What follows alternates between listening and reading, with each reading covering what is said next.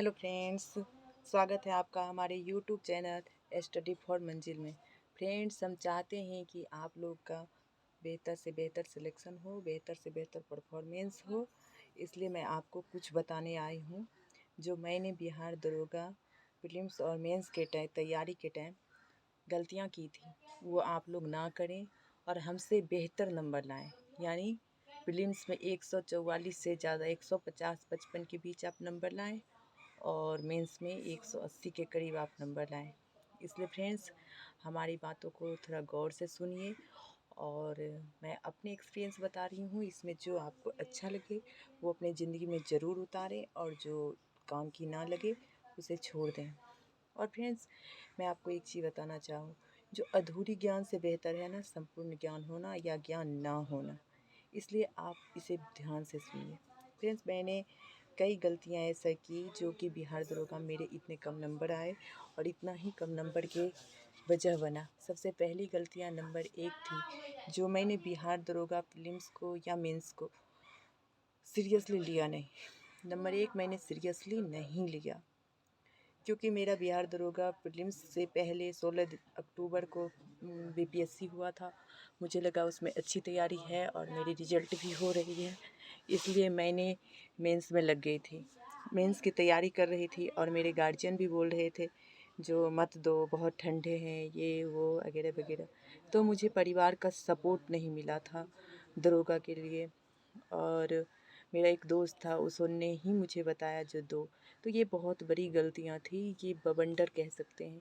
मेरी इतनी अच्छी पहले से तैयारी थी क्योंकि मैंने अगस्त से तैयारी की थी प्रॉपरली, इसलिए मेरी रिजल्ट हो गई।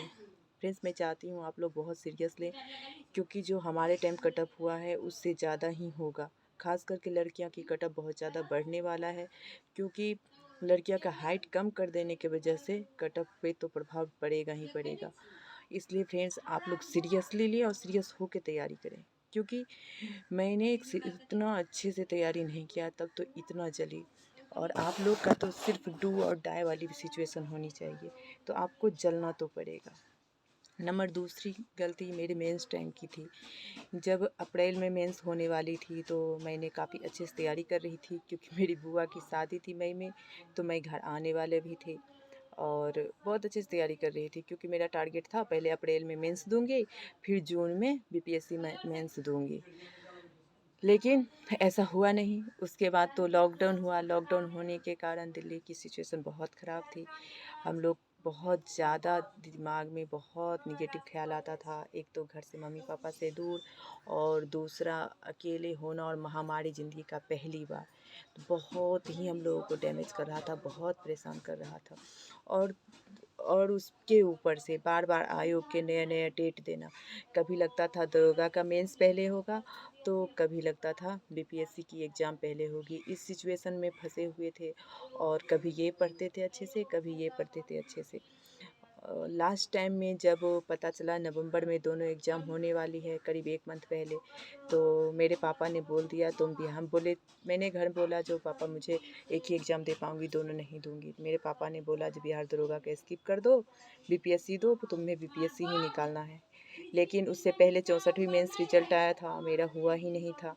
तो मैं बहुत ज़्यादा परेशान थी। तो मुझे लग रहा था कहीं इसमें भी नहीं होगा।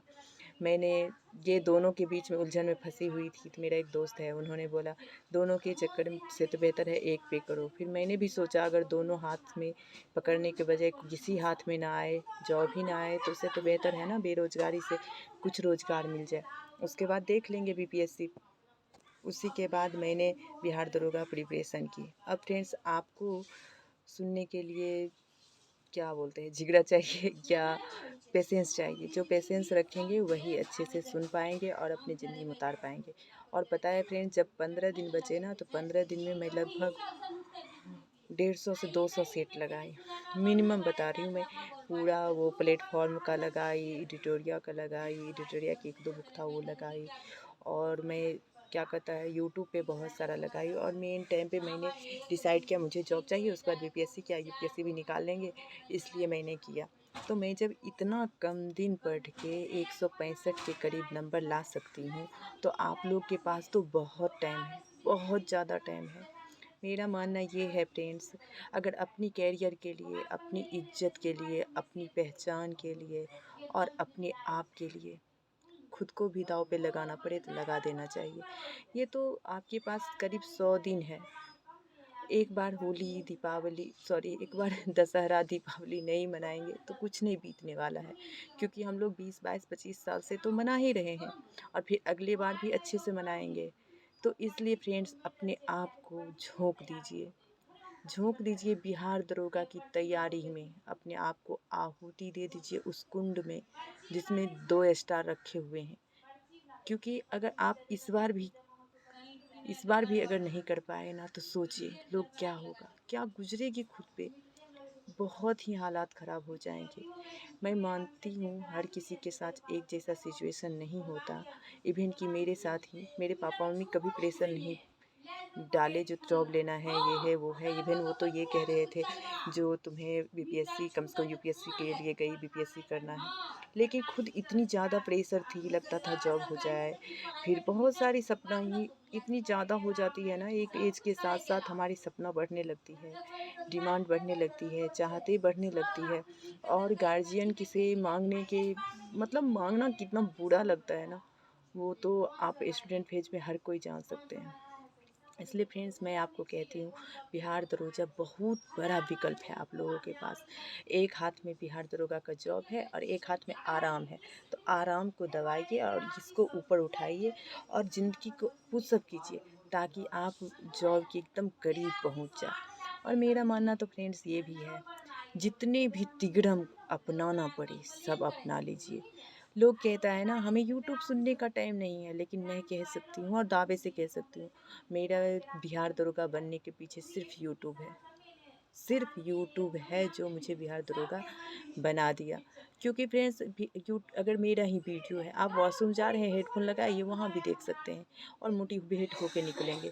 सो के उठिए, कहीं भी लगता है मेरे वर्ड में एक भी बात आपको ऐसा लगता है, एक भी इतनी भी बात आपको लगता है जो आपकी मंजिल के करीब ले जा रही है, तो आप इसे ज़रूर देखिए। मेरे ही नहीं किसी भी वीडियो में। क्योंकि फ्रेंड्स पता है डिमोटिवेट करने वाले तो हर कदम कदम पर मिलेंगे, हर रास्ते पे मिलेंगे, एक कांटे की तरह, कंकड़ की तरह बिखरे हुए पड़े हुए हैं। लेकिन मोटिवेट करने वाला रेयर होते हैं। सिर्फ पढ़ाई नहीं ज़रूरी होता है इस फेज में मोटिवेट रहना बहुत ज़रूरी होता है। क्योंकि बिहार दरोगा हमारा सिर्फ ना तो मेंटली बल्कि फिजिकली जॉब है। और हमें मोटिवेट रहने के बाद तो हम कुछ भी कर सकते हैं। और ख़ास करके हम बिहारी अगर एक बार ठान लिए तो उसे फाड़ के रहते हैं। पता है दिल्ली मुखर्जी नगर में सब क्या कहता है, बिहार की होता तो यूपीएससी कर लो चाहोगे। क्यों? क्योंकि हमें बहुत एनर्जी होती है और जिसमें एनर्जी है ना वो कुछ भी कर सकता है। और जिसका हौसला टूट गया, जुनून खत्म हो गया, समझिए वो जीते जी मर गया, वो एक लाश है, जिंदा लाश। और मैं चाहती हूँ, मैं जानती हूँ, चाहती तो बाद में हूँ, पहले सुन लीजिए मैं जानती क्या हूँ। जिंदा लाश एक बेरोजगार भी है। अगर रोजगार नहीं मिल रहा है, 2-4 बार आप फेल हो रहे हैं तो अंदर से पर डे मर रहे हैं और धीरे धीरे एक लाश के कगार पे पहुंच जाएंगे। तो इसलिए फ्रेंड्स अपनी तरफ से कोई भी चूक ना छोड़िए। क्योंकि अगर आप अपनी तरफ से कोई चूक नहीं छोड़ते हैं तब भी किस्मत साथ नहीं देता है। और आप अगर फेल भी हो जाते हैं ना तो अफसोस नहीं रहेगा, चैन से जिएंगे, चैन से सोएंगे। और मेरा यकीन मानिए अगर आपने एक भी गलती कर दिया ना जिसके वजह से आपकी सिलेक्शन नहीं हुई, वो आपको जीने नहीं देगा। इतनी फोर्स करेगा, इतना मजबूर करेगा ना, ना आप जी पाएंगे ना मर पाएंगे। इसलिए फ्रेंड्स अपना सारे एनर्जी लगा दीजिए, दिल में एक ही बात रखिए, डू एंड डाई। और फ्रेंड्स इतना अच्छी तैयारी करिए, अपने आप पे इतना ज़्यादा विश्वास कीजिए ना जितना कि माँ अपने बच्चों पे करती है। दुनिया में सबसे ज़्यादा माँ अपने बच्चों पे करती है विश्वास, वैसे ही खुद पे आप उतना विश्वास कीजिए, उतनी भरोसा कीजिए। और भरोसा और विश्वास के साथ साथ हार्ड वर्क, क्योंकि हार्ड वर्क का कोई विकल्प नहीं होता है। मैं अगर 144 नंबर ला सकती हूँ तो आप 150 155 आप ला सकते हैं, सिर्फ मेरे गाइड। अगर जितना मैं कहती हूँ उतना अगर आप ईमानदारी से कर लेते हैं तो मैं आपको गारंटी देती हूँ, एक दो नहीं 200% की गारंटी देती हूँ, आपको 155 से 60 नंबर आएगा और ये कोई नहीं काट सकता। तो फ्रेंड्स, अगर आप तैयार हैं और अगर आप पूरा मेरे वीडियो को देख रहे हैं तो कमेंट बॉक्स में यस ज़रूर लिखें और फ्रेंड्स ये ज़रूर बताएं जो मेरी कौन सी बात आपको सबसे अच्छी लगी। क्योंकि मैं ये नहीं कहूँगी कि आप सब्सक्राइब कर लीजिए, सब्सक्राइब करने की ज़रूरत नहीं है, लेकिन अगर आप मेरा पूरा वीडियो देखते हैं, आपको लगता है कोई अच्छी बात है तो वो मुझे ज़रूर बताइए। कोई बुरा बात भी लगा तो वो भी मुझे बताइए। ठीक है फ्रेंड्स, मैं चाहती हूँ आप लोग को कुछ भी हेल्प मिल जाए, थोड़ी सी भी हेल्प मिल जाए तो मेरी ज़िंदगी धन्य हो जाएगी। Thank you friends, thanks for watching.